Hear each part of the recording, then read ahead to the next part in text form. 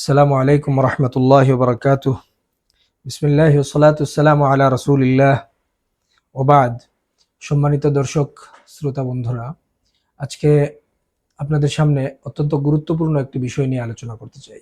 সেটি হচ্ছে প্রত্যেকটা আমল প্রদর্শনের একটা উন্মাদনা চলছে চতুর্দিকে। সেজন্য আজকের আলোচনার শিরোনাম আমরা ঠিক করেছি প্রদর্শনের উন্মাদনা, আমল নষ্ট হওয়ার নীরব কারণ। আজকালকের সোশ্যাল মিডিয়ার এই সময়ে প্রত্যেকটা মানুষ কোনো না কোনোভাবেই আমরা সোশ্যাল মিডিয়ার সাথে কানেক্টেড। ফেসবুক, ইনস্টাগ্রাম এবং অন্যান্য আরও যে সকল সোশ্যাল প্ল্যাটফর্ম আছে, আমরা এগুলোর সাথে ওতপ্রোতভাবে জড়িয়ে আছি। দিন রাতের প্রত্যেকটা ভালো কাজই আজকালকে দেখা যায় যে সোশ্যাল মিডিয়াতে আমরা প্রদর্শন করতে কিংবা এটা প্রচার করতে আমরা অনেক সময় উন্মত্ত প্রতিযোগিতায় আমাদের সমাজের মানুষ লিপ্ত হয়ে যায় আমরা। অথচ প্রত্যেকটা ভালো কাজ প্রচার করার মধ্যেই কোনো কল্যাণ নেই, বরং প্রত্যেকটা ভালো কাজ প্রচার করার মাধ্যমে এই আমলটা নষ্ট হতে পারে এবং আরো ভয়ানক অনেক সমস্যা আমাদের জীবনে সৃষ্টি হতে পারে। এই জন্য আল্লাহ রব্বুল আলামিন পবিত্র কোরআনে বলেছেন, ওমা উমিরু ইল্লা লিয়াবুদুল্লাহ মুখলিসিনা লাহুদ্দিন, যে আল্লাহ রব্বুল আলামিন তাদেরকে এ নির্দেশই দিচ্ছেন, বরং এ নির্দেশই তোমাদেরকে দেওয়া হচ্ছে যে তারা যেন একনিষ্ঠভাবে আল্লাহ তাআলার ইবাদত করে। অর্থাৎ আল্লাহ সুবহানাহু ওয়া তাআলা চান বান্দা যে ভালো কাজটি করে কেবলমাত্র শুধুমাত্র আল্লাহ তাআলার জন্যই যেন সে করে। এই কাজের দ্বারা যেন তার পার্থিব কোনো উদ্দেশ্য না থাকে।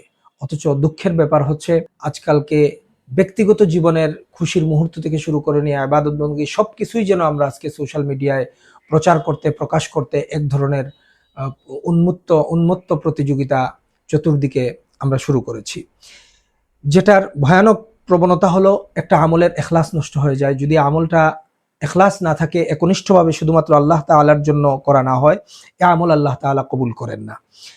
এবং দ্বিতীয় কথা হচ্ছে এখানে রিয়া, যেটা হাদিসের মধ্যে রাসূল করিম সাল্লাল্লাহু আলাইহি ওয়াসাল্লাম বলেছেন ছোট শিরক। ইন্না আখওয়াফা মা আখাফু আলাইকুমুশ শিরকা আল আসগর। রাসূল করিম সাল্লাল্লাহু আলাইহি ওয়াসাল্লাম বলেন যে সাহাবায়ে কেরাম জিজ্ঞেস করলেন ছোট শিরক কি? আল্লাহর নবী বললেন আর রিয়া, লৌকিকতা, মানুষকে দেখানো।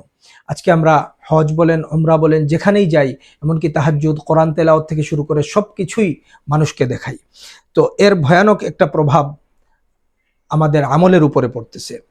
রাসূলুল্লাহ সাল্লাল্লাহু আলাইহি ওয়াসাল্লাম বলেন কিয়ামতের দিন একজন আলেমকে উপস্থাপন করা হবে, একজন দানশীলকে উপস্থাপন করা হবে এবং একজন শহীদকে আনা হবে। তারা তাদের জীবনে অনেক বড় বড় কাজ করেছিল। আল্লাহ রাব্বুল আলামিন তাদেরকে বলবেন যে তোমরা যে কাজগুলো করেছিলে কেন করেছিলে? তারা বলবে আল্লাহ তাআলা আপনাকে সন্তুষ্ট করার জন্য করেছি। আল্লাহ রাব্বুল আলামিন বলবেন কাযাবতা, তুমি মিথ্যা কথা বলেছো, তুমি আমার জন্য করো নাই, বরং তোমাকে মানুষ আলেম বলবে তুমি এজন্যই কাজটি করেছো, তোমাকে মানুষ বড় দায়ী বলবে তুমি এজন্য কাজটি করেছো, তোমাকে মানুষ শহীদ বলবে, বড় বীর বলবে এজন্য তুমি কাজটি করেছো, তোমাকে মানুষ দানশীল বলবে এজন্য তুমি কাজটি করেছো, তোমাকে দুনিয়ায় এসব বলা হয়েছে, কাজেই আজকে আখিরাতের এই সময়ে আমার কাছে তোমার কোনো পাওনা নেই। এভাবেই আল্লাহ তাআলা মানুষকে ফিরিয়ে দিবেন।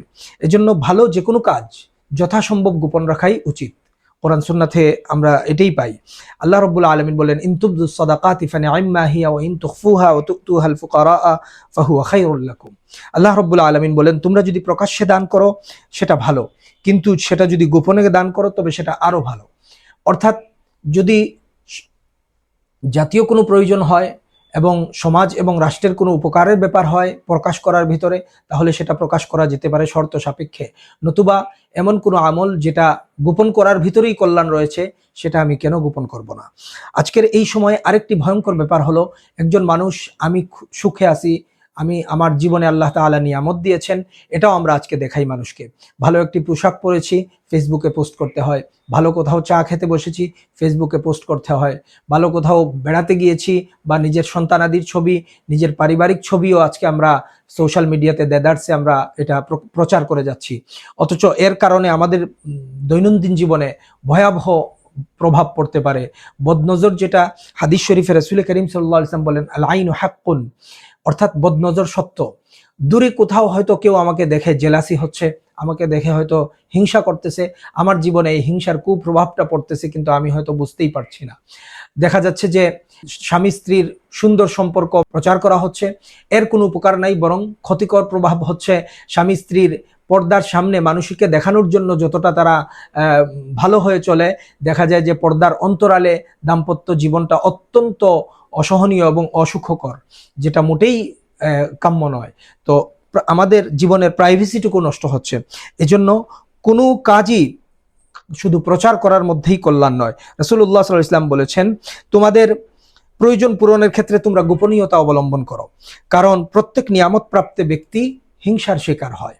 অর্থাৎ আল্লাহ তাআলা যখন আমাকে কোনো নিয়ামত দিবেন, কোনো কল্যাণ না থাকে, কোনো প্রয়োজন না থাকলে এটা প্রচার করার ভিতরে কোনো কল্যাণ নেই, বরং চেষ্টা করতে হবে এটাকে গোপন রাখা এবং আল্লাহ তাআলার শুকরিয়া আদায় করা। যাই হোক, আজকের আলোচনা থেকে আমরা এটাই বোঝাবার চেষ্টা করেছি আপনাদেরকে, প্রত্যেকটা ভালো কাজ, প্রত্যেকটা ভালো জিনিস শুধুমাত্র মানুষকে দেখাবার উদ্দেশ্যে, শুধুমাত্র অন্যকে জানানোর উদ্দেশ্যে প্রচার করা, এটা শুধু ক্ষতিকর নয়, বরং ক্ষেত্র বিশেষে এটা ধ্বংসাত্মক হতে পারে। ভালো আমলের নেকি ধ্বংস করে দেয় এবং জীবনের সৌন্দর্য, জীবনের নিরাপত্তা সবকিছুই ধ্বংস করে দেয়। এজন্য প্রত্যেকটা কাজ আমরা ভেবে চিন্তা করব। ফেসবুকে কোনো জিনিস দেওয়ার আগে আমাকে চিন্তা করা উচিত যে আমি এটা কেন করছি, এই কাজটি প্রচার করার মাধ্যমে কি উপকার হবে, এই কথাটি প্রচার করার মাধ্যমে কি লাভ হবে। এইভাবে যদি আমরা চিন্তা করি তাহলে অবশ্যই আমাদের এই সমস্ত কার্যক্রমে আমরা নিয়ন্ত্রণে নিয়ে আসতে পারবো। আল্লাহ তাআলা আমাদের সকলকে এই বিষয়গুলো আমল করবার তৌফিক দান করুন। আমিন। ওয়া আখিরু দাওয়ানা আলহামদুলিল্লাহি রাব্বিল আলামিন। ওয়াসসালামু আলাইকুম ওয়া রাহমাতুল্লাহি ওয়া বারাকাতুহু।